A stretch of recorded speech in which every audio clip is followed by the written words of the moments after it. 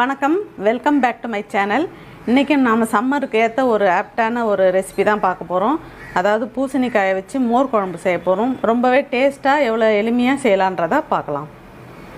இப்போ இதை எப்படி செய்யலான்றதை பார்க்கலாம். ஃபஸ்ட்டு அடுப்பை ஸ்டார்ட் பண்ணிக்கலாம். இப்போ இந்த மாதிரி பூசணிக்காயை நல்லா பொடியாக கட் பண்ணி எடுத்துக்கோங்க. இந்த அளவில் கட் பண்ணி எடுத்துக்கணும். இதை இப்போ ஃபஸ்ட்டு இதில் சேர்த்துடலாம். சேர்த்துட்டு இதில் ஹாட் வாட்டர் ½ கிளாஸ் சேர்த்துக்கலாம். காயை நம்ம ஃபஸ்ட்டு வேக வைக்கணும். இப்போ இந்த காய் வெந்து வர வரைக்கும் நல்லா மூடி வச்சிடலாம் ஒரு 10 நிமிஷம். இப்போ காய் வெந்துட்டுருக்கட்டும். அதுக்குள்ளே நம்ம இதை அரைச்சி ரெடி பண்ணிக்கலாம். இது 1 டீஸ்பூன் அளவுக்கு துவரம்பருப்பும் 1 டீஸ்பூன் பச்சை அரிசியும் சேர்த்துருக்கேன். எந்த அரிசி வேணாலும் சேர்த்துக்கலாம், பிரச்சனை இல்லை. இதை மாதிரி நல்லா ஒரு மணி நேரம் ஊற வச்சு எடுத்துக்கணும். இதை ஃபஸ்ட்டு இப்போ ஜாரில் சேர்த்துடலாம். இப்போ நான் 1 டீஸ்பூன் ஜீரகம் எடுத்துருக்கேன். இதில் அரை டீஸ்பூன் அளவு இதில் சேர்த்துடலாம். மீதி அரை டீஸ்பூன் நம்ம தாளிக்கிறதுக்கு சேர்த்துக்கணும். இப்போ இது மாதிரி ஒரு துண்டு இஞ்சி கட் பண்ணி இதில் சேர்த்துக்கலாம். இப்போ 2 பச்சை மிளகாய் எடுத்துருக்கேன், அதையும் இதில் சேர்த்துடலாம்.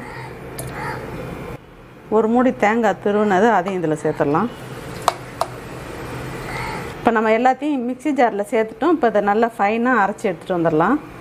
இப்போ நல்லா ஃபைன் பேஸ்ட்டாக அரைச்சி எடுத்துகிட்டு வந்துட்டோம். இப்போ காய் வெந்துருச்சான்னு பார்க்கலாம். இந்த பூசணிக்காய் ரொம்ப சீக்கிரம் வெந்துடும், ரொம்ப நேரம் ஆகாது. நல்லா வெந்துருச்சு பாருங்கள். இப்போ காய் நல்லா வெந்துருச்சு. இந்த ஸ்டேஜில் நம்ம அரைச்சி வச்ச விழுதை இதோட சேர்த்துடலாம். இப்போ நம்ம ஏன் இதை முன்னாடியே சேர்க்குறோன்னு பார்த்தீங்கன்னா, இதில் பச்சை மிளகா, ஜீரகம், தேங்காய், இஞ்சி எல்லாம் சேர்த்து அரைச்சிருக்கோம். அதனோட பச்சை வாசனை எல்லாம் போயிடும். அது மாதிரி கொதிக்க வச்சா. நம்ம தயிர் சேர்த்துட்டோம்னா கொதிக்க வைக்க முடியாது, குழம்பு திரிஞ்சு போயிடும். அதனால் ஃபஸ்ட்டு இது மாதிரி நல்லா கொதிக்க வச்சு எடுத்துக்கோங்க. இப்போ மோர் குழம்புக்கு நம்ம கடைசியில் தான் மோர் சேர்க்கணும்.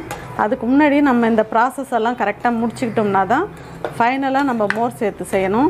அப்போ தான் உங்களுக்கு குழம்பு நல்லா திரிஞ்சு போகாத நல்லா டேஸ்ட்டாக வரும். இப்போ இதை இன்னும் கொஞ்சம் தண்ணி சேர்த்து ஒரு 2 நிமிஷம் நல்லா கொதிக்க விடலாம்.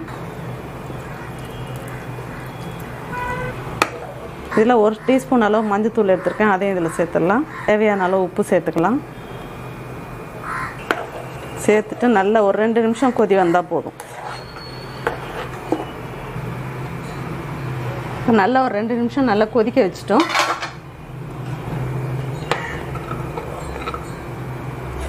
இப்போ நல்லா அந்த பச்சை வாசனைலாம் நல்லா போயிருக்கும், நல்லா டேஸ்ட்டாகவும் இருக்கும் இந்த மாதிரி செஞ்சால். இப்போது ஃபைனலாக நம்ம இது மாதிரி 1 கப்பு தயிர் மிக்சியில் நல்லா போட்டு ஒரு சுற்றி எடுத்துருக்கேன். தண்ணி சேர்க்கக்கூடாது. அதான கெட்டியான ஃப்ரெஷ்ஷான தயிரை இது மாதிரி கரைச்சி எடுத்துக்கலாம். அதை இதோடு சேர்த்துடலாம் ஃபைனலாக. இப்போ அடுப்பை சிம்மில் வச்சுக்கிட்டு தான் நம்ம தயிர் சேர்க்கணும் கடைசியாக.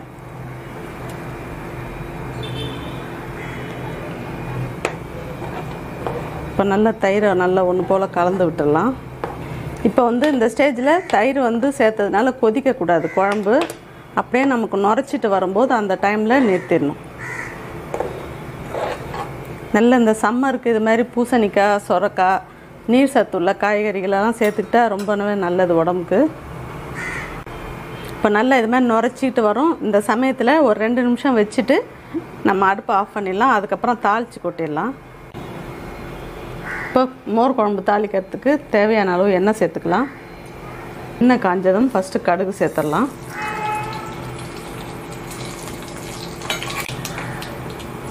கடுகு நல்லா பொரிஞ்சிடுச்சு. ஜீரகம் அரை டீஸ்பூன் சேர்த்துக்கலாம். ஜீரகம் சேர்த்து தாளிக்கிறதுனால ரொம்ப டேஸ்ட் ரொம்ப அருமையாக இருக்கும்.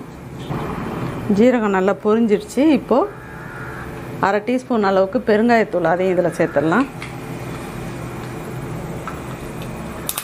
அப்புறம் 6 வரமிளகாய் எடுத்துருக்கேன், அதையும் இதில் சேர்த்துடலாம்.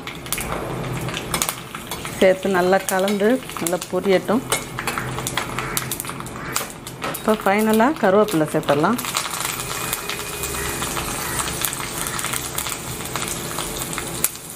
நல்லா தாளிச்சிட்டோம், அதை இதோட சேர்த்துடலாம்.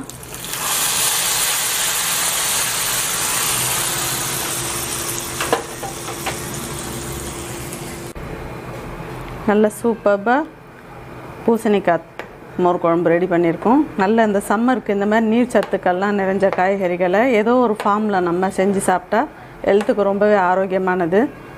இப்போ இதை கார்னிஷிங்க்கு கொஞ்சம் கொத்தமல்லி இலை தூவிக்கலாம். டேஸ்ட்டுக்கு ரொம்ப நல்லாயிருக்கும்.